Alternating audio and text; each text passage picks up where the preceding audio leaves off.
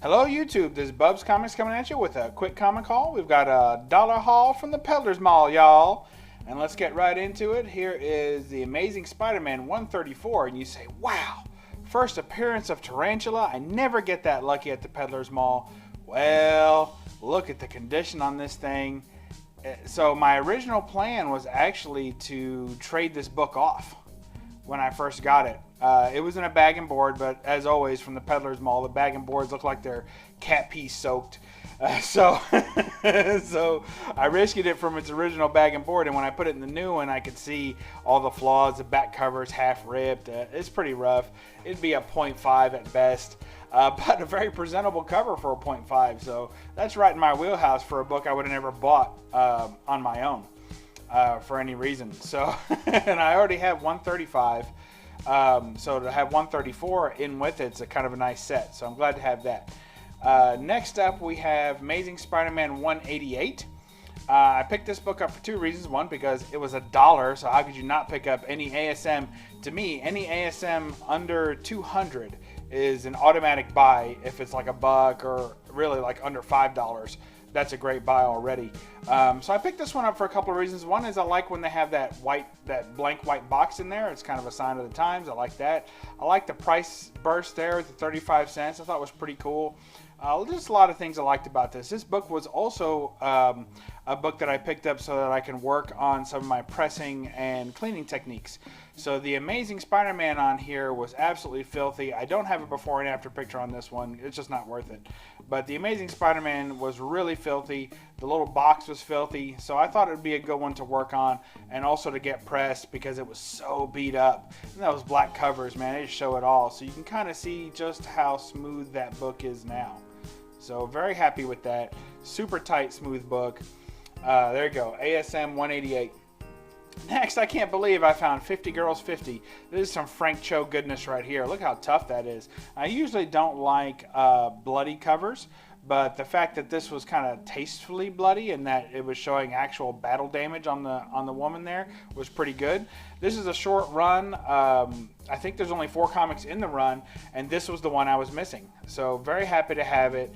I couldn't believe I found this for $1 out there in the wild after finding the other set about 2 weeks ago. So super happy to have that. Next we have Wonder Woman 172. Nice Adam Hughes cover there. Pretty cool. I like that one. So I like her little battle armor there. So very cool. Happy to have that. Next we have a nice Creighton Klein cover in X-Force #1. Now there are two variants of this book. One is this regular one, and then there is like a blood variant, if you will, where there's blood on the claws and on the knives and everything. That one's kind of cool too. If I had found that, I definitely would have snagged it instead of this one, but getting the regular cover for $1, very happy with that. It's one of my favorite Clayton Crane covers, and I think it's the first appearance of X-23 in my collection, because I generally boycott X-23 stuff, but you know, in this case, where especially she's not cosplaying as Wolverine, she's her own character here, so I'll allow it. So there we go, X-Force #1, Clayton Crane. I'd like to get that signed by him if I see him again. Next we have Justice League of America #1. Nice Michael Turner cover. Again, all these for $1. So very, very excited to catch that and see some basically everyone there. Of all the people in this one, I like the Superman the least. Wonder Woman looks amazing. Batman looks awesome. And I wish that it had the Flash on it, but it doesn't have the Flash. But really like that cover. Pretty cool. Also like the Green Lantern on there. So, and I assume that's a Black Canary. So very cool. Next up we have Superman #1, the new 52 Jim Lee cover. So very happy with that. You know, these are more books that I toyed about, you know, giving away or trading rather, and decided to hold on to it. Next we got Marvel Comics Presents #55. I'm working on my On the Road storyline with the Gray Hulk and Wolverine. So there's one for that. And 56, another cool cover. Like that a lot. Next we have What If the new Fantastic Four had remained a team. So this is my favorite team of the Fantastic Four. It's got Ghost Rider, Spider-Man, Wolverine, and the Gray Hulk. So one of my favorite teams, well, actually my favorite team of the Fantastic Four. So glad to have that, and really excited. I can't wait to read that. Now, usually the What If books, they kind of always make it very dark and kind of, aren't you glad we didn't really do this in the storyline? Well, anyway, we'll see about that one. Next we have Uncanny X-Men 503, nice Greg Land cover. I love me some White Queen, so can't get away from that.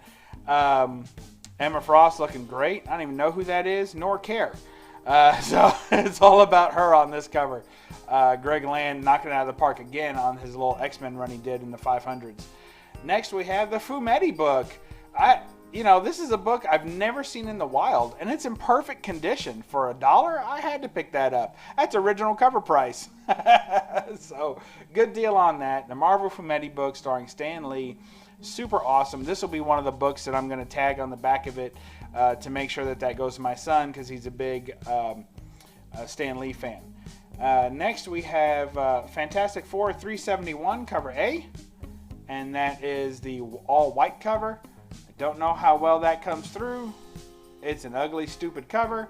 But the reason that I have it is because it's the first appearance of Sue Storm in her sexy outfit with the little 4 boob window right there. So very cool. And I really like the storyline how she walks out with it and she's like, hey, Ree, what do you think of my outfit? He was like, oh my God, you can't wear that. She's like, well, I never get any attention from you anyway. So there you go.